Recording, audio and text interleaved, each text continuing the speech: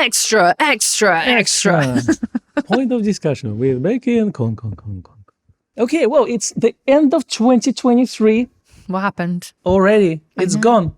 But today we are going to talk about what Nikon released this year, celebrate it, and say how much impact it had on US photographers, on our photographic lives, and just overall on Nikon as a Nikon corporation. No financials in there. No, this is all about the consumer products and the things that actually interest you and I, not Nikon financials. So let's start with our first announcement of the year, which was January 5th. So early. So early on in the year, and Nikon announced that they were developing the 85 1.2 S lens. You know, I think Nikon just woke up on the 5th of January after the New Year's party and said, oh, I forgot that thing before Christmas. Whoops.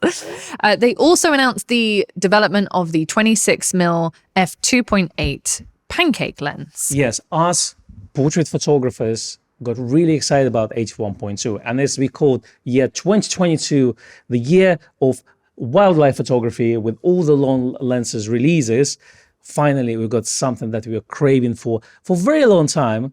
And on top of it, it was also 1.2 and not 1.4. That's right. A stunning lens. The 26mm obviously also very exciting for street photographers and is a lens that, now that it's out in the world, we know is very popular for pairing with your small, light travel setup. So a month later, after the announcements, on 7th of February, they officially announced that they're coming, they're not being developed anymore.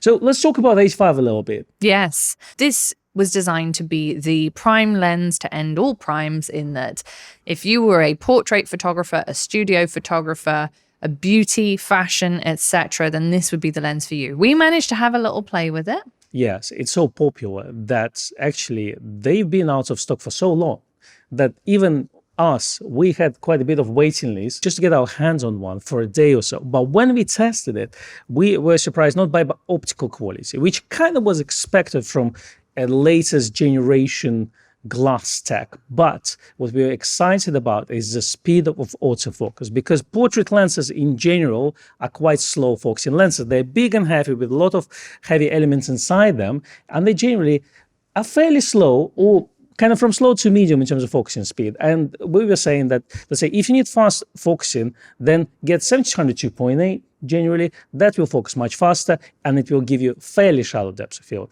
Now, 85 1.2 will give you super fast focusing at 1.2, but also a very sharp image wide open. That's right. Now, if we move on to the 26mm f2.8, which was announced on the same day and came out just a few weeks before and wasn't so hard to get in stock, thankfully. This was a lens which I think changed the way that Nikon Z photographers were doing street photography. We had the small plastic 28mm f2.8 muffin lens, as we call them, because they're not quite pancake, and the 40mm f2. The 26 was a little bit of a curveball because Nikon have never produced a 26mm prime before like this. And this was a proper slim pancake lens, which quality-wise actually slightly outperformed the 28. But at a price. So it was double the price of 28mm f2.8. And while it's smaller and lighter, actually the focusing of this lens is noisier than on 28mm lens. And if you're focusing closer, you'll see that the front element will actually extend quite a bit. So comes with the caveats, it's actually a better lens with a proper metal mount compared to 28. But in our tests, I ended up with a 28mm f2.8. And even if mine breaks, which I've never seen a broken plastic mount lens, I mean, you really have to throw them around. But even if mine breaks, I'll get another one and still we'll pay half the price of 26. Doesn't mean that 26 is bad. Very exciting lens, especially if you pair it with a nice and small body. But yes, you have to think twice because of the price. Now, at the same time, on that day, Nikon also released a black version of their ZF-C, which is their retro-styled APS-C or DX crop camera. This was And the reason I'm booing it is because it was exclusive to Nikon store, Nikon online store, which is called Nikon Direct, and it was not available for the dealers. So one of the things that we found what Nikon is doing this year is they're trying to gatekeep certain products for themselves. It seems like it's now a strategy from Nikon, and you just need to be aware of that. We're saying nothing else. We will see you in front of Nikon headquarters in Japan on 1st of January, To boycott. 2024. Bring your pitchforks and torches. Anyway, moving swiftly on, we get to April. There was no news in March, but in April on the 18th, we had the release of a surprise lens, which was the DX Z1228 Power Zoom. Zoom, zoom, zoom, zoom, zoom. Now, this is an ultra-wide lens for DX sensor cameras and ended up being paired in a kit form with the Z30, which was released in 2022, and also a popular choice on the ZFC and the Z50. Yes, if you ever shot with DX cameras, one of the main problems with DX cameras, well, they can take full frame lenses because of 1.5 crop. Your, let's say, 28 millimeter lens becomes 42. So it becomes a bit difficult to get to the wide angle side of things. And for that, they have to release the lenses dedicated for this specific sensor. So 1228 is the first wide angle DX lens that goes that wide on Nikon mirrorless system. Now, obviously, they have 14-30 and 14-24 for full frame. Those are a little bigger and heavier. Another feature of this lens was power zoom, which was aimed at Z30 people, and Z30 was aimed at vloggers. So 1228, because it has power zoom, it allows you for slightly smoother zooming in and zooming out function when you shoot in video. Now, obviously, that caused a little bit of a discussion in terms of do Nikon need to release a classic photographer's lens, which would have a focusing ring as well as zoom ring, or Nikon should just leave it as it is. The result of this year, power zoom still here. We haven't seen any other DX wide angle zoom, and it's probably will stay like this for some time. I would think so. The other advantage of Power Zoom is that you can control it remotely through SnapBridge or through a remote release. So if you are filming remotely on a tripod, then you can pretty much control every element of your lens, including zooming in and zooming out. So handy technology if video is your jam. All right, now moving on to May. Nikon announced a banger, a Nikon Z8, the camera that everyone was waiting for since sliced bread. This launch actually occurred in the UK. The UK's Photo London at Somerset House was the location for the official worldwide release, which was very exciting because we were able to be there in person. We were live streaming from the event. So if you haven't seen that video, if you want to get the excitement of the announcement, definitely check out this video. That's right. Now, the Z8 probably doesn't need much introduction. Most of you who are regular viewers of this channel will know exactly what we think of that camera and how it pretty much changed the Z game altogether by that point. The only issue, of course, was the fact that it wasn't freely available in stock from day one. Wasn't too bad. It wasn't too bad. Obviously, it's expected to sell more than Nikon Z9. And the speculation before the release was, is it going to be a higher resolution camera that I thought is going to be? And my reasoning for that was a D6 and D850 analogy. And a lot of people expect it to be a mini Z9. And effectively, it's ended up being a mini Z9 because it does a lot what Nikon Z9 does without the built-in grip. Obviously, Z9 is better in certain things, but the difference is reasonably small, so only, let's say, a very minority of people who really need this extra performance of the camera, they would choose Z9, and obviously for the form factors as well. But overall, Z8 was smaller, cheaper, lighter camera that would do a lot that Nikon Z9 would do for a smaller price. That's right. Now, unfortunately, in June, we had our first service advisory on the Z8, which meant that folks who had already gotten their hands on one generally may have to send it back.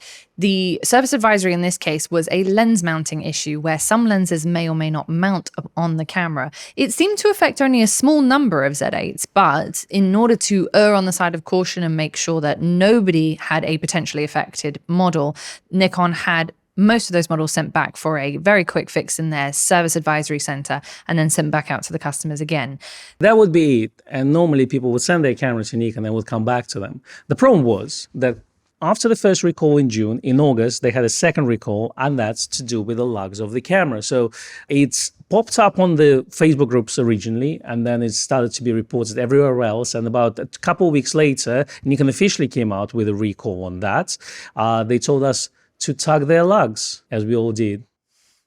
and see if it sees correctly, then your camera wouldn't be affected. And if it obviously comes out, then your camera is faulty. Many of those who had already sent their Z8 cameras for a service advisory for the lens mount issue had to resend their camera for the strap plug issue. Some people were lucky enough to have both issues checked when their camera was sent off, but there were unfortunately a fair few that had to send their cameras off twice, which kind of dampened the experience of the Z8 a little bit, but overall still a fantastic performer. You know, back in the day, we thought, is that what's going to define Nikon Z8 in the history of the cameras, similar to D600, when we say, oh, it's a dust issue or something like this. But surprisingly, we kind of forgot about that issue. We did. Very, very quickly, especially, you know, like in October, November, it's like never happened, which is very interesting to me. That means that the camera is so good and it's still selling well that people don't care about the minimum issues as long as the product is good, isn't it? As long as the user experience is good.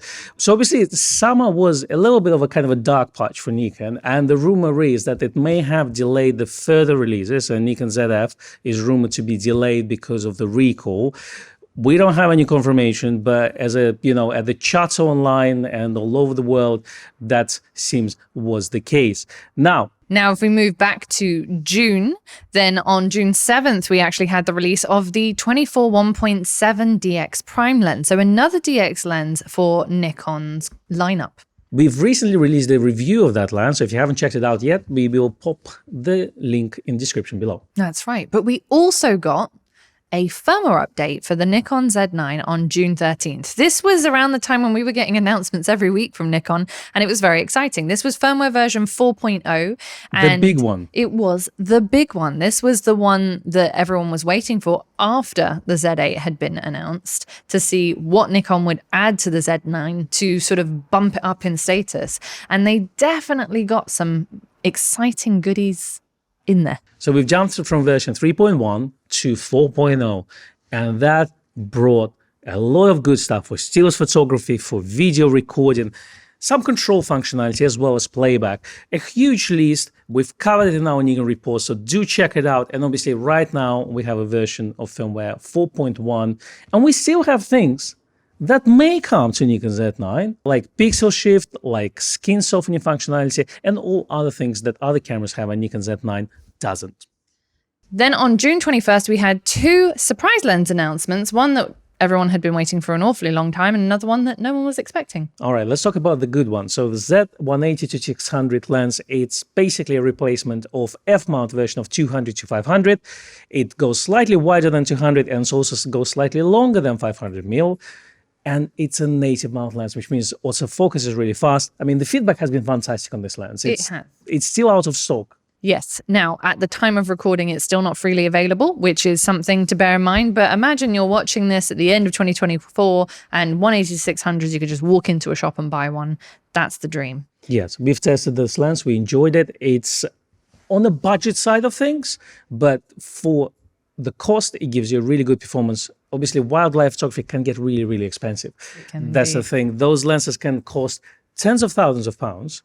So if you're looking at that scale and you want a native product, then definitely Nikon Z180-600 lens is a great choice. We now have Tamron lens, which competes in that space. Yeah, which is the 150-500. It's not the same though. No. So do try them both out. That's right. Speaking of Tamron, we also got this surprise lens, which was the 70-180 f2.8, and that completed the affordable f2.8 zoom lenses. So we now have 17-28, 28-75, and 70-180. The beauty of the Nikon Z70-180, much like the 180-600, is that it also takes teleconverters. So you can increase the magnification and also the distance with the 70-180 lens. Very, very interesting. it's also a quite close focusing lens as well. It's also small and light, so if you're looking for an affordable travel option but f2.8 that gives you that slight telephoto range that works with teleconverters, then it's worth considering if you're not looking for a professional grade lens. And overall image quality wise, we found it to be pretty good. Our reviews are on the channel and we'll include a link for you. Yes, the short story is we've compared the two, and actually center sharpness is really good. Yes, 70-200 is a better lens in terms of weather sealings and just overall performance. But if you just look at the image quality, they're very, very close. They are. Now, as we discussed, August, the only news really was the Z8 strap plug issue. So if we skip August and go to September, the September 20th saw the launch of the ZF full-frame retro mirrorless camera. What a beauty, Becky. Yes. Now, it feels like this camera has been with us for quite a long time, but it was only announced a few months ago. I was sort of shocked. And that is the retro camera we all waited for. So when ZFC was released, we all said, well, it's nice, but give me a call when you get a full-frame version. And in September, they finally did. And it kind of brought all love and joy and just cheer to a lot of photographers who suddenly started to think about their cameras as a photography taking tools and not just specifications and megapixels. A lot of people who shot film consider this camera. A lot of people who had their professional Z8 and Z9 consider ZF as their fun camera as well. There is no other full-frame camera in this form factor that can compete with Nikon in this case. If you want a full-frame retro-designed SLR, the only answer is Nikon. You have retro cameras available for you in a DX format from Fujifilm, and you also have a rangefinder camera from Leica. And in terms of this, the Leica camera costs about 3 times the price of Nikon ZF. So a lot of things going here. Obviously, marketing was really smart. The sales of this camera, just looking at our sales alone, are great. And the feedback has been very positive. Obviously, it's been a retro camera. The retro controls and design could be a little bit challenging for some people who are used to their modern cameras nowadays. But overall feedback is try this camera first. If you like the controls, if you like the knobs and dials, then definitely get it. If not, maybe either get a modern camera or wait for the next year. And hopefully we'll get some Z6 IIIs and 7 Mark IIIs at some point. Maybe. Now on September the 27th, which was a week after the ZF, we actually had the announcement of the 135 f1.8S planar. So when we said the 85 1.2 was the be-all end-all of primes, then the 135 came out and knocked it out of the park. This is a phenomenal lens. Nikon actually did a teaser a week beforehand with lots of light bubbles and the word planar, not actually explaining what it meant, but when it arrived and we found out that it was a 135 1.8 with this magical bokeh and light trapping capabilities, we were all terrifically excited. Absolutely. The bubblicious bokeh is real. Now, a few months ago, the trademark of planar came up and we were speculating about this because the rumor was that Nikon may get into the videography territory and release a bunch of PL mount lenses. That didn't happen. We've got a beautiful prime lens instead. And now a lot of people are pondering, do they need to get 85 1.2 or 135 1.8 first? Or both. And that's the right answer right here. But overall, if you haven't got 85, get maybe 85 first because it's just a little bit more versatile. But if you do have 85 already, maybe not 1.2, but the previous generation 1.4G, and you really want to try 135, then consider that. But again, try it out first. I mean, they're both quite expensive lenses. They're both beautiful lenses, and the rendering that they produce is fantastic. And obviously, the 135 has a little bit more character, I would say, than 85. But try it out, test it for yourself, and that will be a deciding factor. So then came October, and with it came the 600 6.3. So although we thought maybe the year of telephotos was 2022, we still got some in 2023. It never ends. No. So this is a super telephoto, lightweight prime lens. Many people call it the 600 PF, but it's not actually a phase Fresnel lens. It is a 6.3 aperture though. Yes. So we now have a holy trinity of light lenses in a long range. So just like 17-28, 28-75, and 70-180 on 2.8 range, now we have smaller equivalents of 400, 600, 800 lens that are cheaper in price, again, for wildlife lenses. The 600 f4 is priced at £15,500. So 600 at 6.3 at £5,000 is a relative bargain, if you can call it bargain in a way. That's right. And it's also smaller and lighter. So if you are struggling with the heavy weight of those long telephoto lenses and you don't want to carry around something very, very hefty, then the 600 is really worth looking at. This is a lovely lens, and this rounded out our lens releases for 2023. Until November the 16th, when Nikon announced a celebration of its 90th anniversary of Nikon lenses. Good. 90 years. 90 years. It's been a while. It has. And what a great 90 years it has been. You and us were there along the way for all 90 years. And I agree, what a great 90 years. I mean, they've released so many good lenses there, so many rare and obscure lenses like 6mm f2.8, like 13mm f5.6. Yes. Maybe you can come up with some lenses. That would be nice. Yes, and more recent icons like the 58mm f0.95 Noct lens. And let Nikon lenses reign over us for at least another 10 years so we can hit that 100 years anniversary. Not sure about Becky, but I'll be here probably. Yeah. And that's been a good year. Tell us what you think about Nikon releases over this year, your experience with it. What have you bought from all those releases? What are you planning to buy next year? Tell us what your favorites are in the comments below, and don't forget to like and subscribe.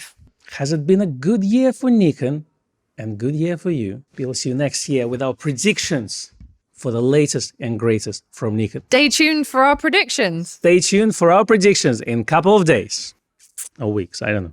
Months or years, we don't know. We don't know.